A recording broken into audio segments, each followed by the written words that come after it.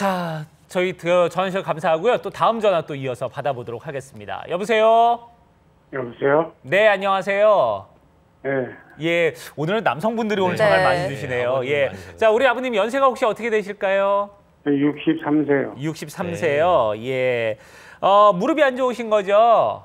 네. 예, 네. 그러면 지금 저희 양혁재 원장님 나와 계시니까 원장님하고 같이 한번 얘기 나눠볼게요, 아버님. 네. 네. 아버님, 어디가 네. 많이 불편하세요? 무릎, 양쪽 무릎이요. 양쪽 무릎이요. 네. 요즘 어떻게 일상생활할 때 뭐가 제일 불편하세요? 저기, 다리 힘이 없고 쑤셔요. 아파요. 아, 다리가 힘이 없으세요. 네. 예, 쑤시고 그리고 앉았다 일어나거나 이런 것도 많이 힘드시고요. 네. 그러면 치료는 어떤 치료 많이 받으셨어요, 아버님? 동네 병원에서 그냥 네. 물리치료하고 네. 근데 아버님 물리치료 말고 다른 치료 받은 건 없으셨어요? 주사 맞거나 약 먹거나. 연골주사 맞았어요. 아, 일주일에 연골사 2번씩 맞으셨군요. 맞아요. 네. 어떠세요? 좀 효과가 좀 오래 가나요? 어떠세요? 거의 뭐 똑같은 것 같아요. 똑같아요. 똑같은 것 예. 같으시고. 그러니까 아버님이 지금 하는 거는 가장 기본적인 치료입니다. 다리가 힘이 없는 거는 솔직히 말하면 관절염이 심해서 통증 때문에 다리가 근육이 빠져가지고 그럴 수도 있고요. 두 번째는 또 아버님이 또 동반된 허리 협착증이 무릎 관절염하고 동시에 같이 있어서 신경이 눌려서 다리가 힘이 없어서 또 관절염하고 동반돼서 다리가 또 힘이 없는 경우가 꽤 있어서 이런 것들을 척추 관절 전문 병원 쪽에서 종합적으로 같이 봐야 될 것 같은데요. 이거를 그냥 힘이 없다고 방치하고 계속 그러시면은 점점점 못 걸어서 나중에 나이 들어서는 계속 누워만 있는 시간이 많아질 수가 있습니다. 네, 그래서 아버님 나이가 아직도 젊으시고 63세시니까 좀 동네 병원만 다닐 것이 아니라 관절 전문 병원을 가셔서 허리랑 무릎을 같이 좀 진료를 받아보시고 치료 상담을 받아보시면 좋으실 것 같아요. 네, 그래요. 자, 지금 우리 아버님 같은 경우는 뭐 무릎 연골 주사는 기본적으로 늘 이렇게 맞고는 계신데 그게 별 차도는 없으시다. 그리고 다리 힘이 없다고 하는 거는 두 가지 원인 중에 하나일 수도 있어요. 지금 통증 때문에 근육을 안 써서 근육이 퇴화돼서 그런 걸 수도 있고 아니면은 허리에 안 좋을 가능성도 있다고 말씀을 해주셨으니까 일단 두 가지 가능성을 다 열어놓고 요즘은 이 관절하고 또 허리 같이 보는 병원들이 상당히 많으니까 그런 전문 병원을 한번 찾아가 보시는 게 좋지 않을까 하는 생각이 드네요. 전화 주셔서 감사합니다. 네, 저희가 전화 연결은 잠시 뒤에 또 도와드릴 테니까요. 계속해서 많은 연락 부탁드립니다. 네. 자, 그러면 원장님 이제 또 우리 단계적인 치료법들 우리가 아까 뭐 그 증식 주사 알아봤잖아요. 네. 이건 좀 더 다른 치료법을 좀 알아볼게요. 네. 자가골수 줄기세포 주사. 이게 이제 네. 저는 상당히 생소한 치료법인데 맞습니다. 어떤 예. 치료법인지 얘기를 좀 들어볼까요? 네, 이번에 이제 보건복지부에서 인정받아서 신의료 기술로 통과된 주사 치료 중에 하나인데요. 본인 몸에서 간단하게 본인의 재생 능력이 가장 특출한 자가 골수, 이게 뼈 안에서는 피를 처음 만들어내는 기능이 있기 때문에 네. 피 속에 가장 조혈 모세포라고 해서 성체 줄기세포가 있습니다. 그래서 본인 몸에 있는 줄기세포를 가장 장골릉에서 바로 추출해가지고 농축시켜서 아주 함축된 줄기세포만을 손상된 조직에 집어넣어서 무릎 연골의 재생을 유도하는 겁니다. 그래서 전용 키트가 있습니다. 그래서 그 키트 안에서 폐쇄된 시스템으로 해서 하기 때문에 이 뽑고 넣고 배양하고 이러다 보면 이제 그 중간 단계에서 오염되거나 간염될 수가 있는 위험 소지가 있는데 네. 이거는 그런 위험이 거의 없다는 것이 가장 중요하고요. 그 밖에도 뭐 우리가 본인 거를 쓰니까 부작용이나 이런 것도 없고 또 우리가 본인 스스로 이제 육안으로 이제 농축된 세포를 보고 이 주사로 해서 주입하는 거라서 수술이 아닙니다. 수술이 아니라 주사 치료이기 때문에 그걸로 인해서 훨씬 더 또 환자분들이 훨씬 더 부담감을 덜 느끼고 뭔가 좀 기존의 치료에 효과가 없던 분들한테 권해드릴 수 있는 치료 방법 중에 하나라고 볼 수 있겠습니다. 네, 뽑고 뭐 농축하고 그 과정에서 키트를 사용하신다고 하셨는데 네네. 직접 키트를 가지고 나오신 것 같아요. 네. 4층 탑처럼 생겼는데 어떻게 네. 쓰이는 건지 설명을 좀 부탁드릴게요. 예. 요거는 참고용으로 해서 우리가 색소를 넣어서 가져온 건데요. 말 그대로 이게 층별로 여러 가지 층이 돼 있습니다. 네. 그래서 하나, 둘, 셋, 넷. 이게 4가지 층으로 되어 있는데요. 원심 분리를 2단계에 걸쳐서 하게 되는데 골수에서 뽑은 골수 기질세포 층을 이렇게 말 그대로 혈액과 같은 건데요. 그거를 여기 안쪽으로 넣게 되면 이 안쪽에서 원심 분리를 먼저 2번 해서 RBC라고 해서 적혈구를 먼저 분리하게 되고요. 혈장과 골수 그러니까 줄기세포가 들어가 있는 층을 거꾸로 뒤집어서 뒤집어서 또 한 번 더 원심 분리를 해서 말 그대로 이제 딱 줄기세포만 포함된 버피코트층이라는 그 층만 분리해서 주사기로 뽑는 그런 전용 키트라고 볼 수 있겠습니다. 네. 그래요. 자, 지금 보니까 이제 내 피에서 이제 이런 것도 내 혈액에서 이제 이런 것들을 분리를 해갖고 이제 치료를 한다 이렇게 말씀을 해주셨는데, 자, 그러면은 이 치료 과정이 어떻게 되는지도 우리가 좀 살펴보면 좋을 것 같아요.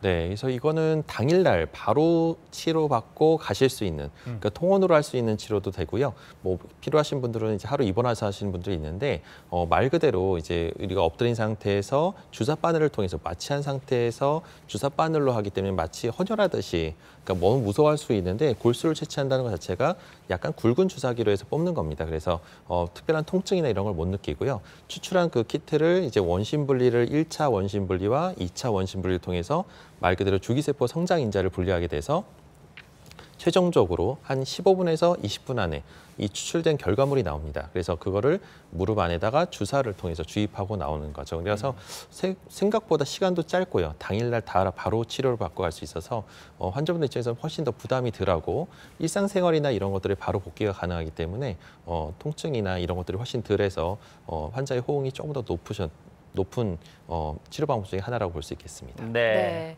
이 자가골수 줄기세포 주사랑 이름만 비슷한 줄기세포 주사라는 치료법도 있거든요. 네. 이게 줄기세포를 이용한다는 건 공통점인 것 같은데 줄기세포 이식술은 또 어떤 치료법일까요? 네.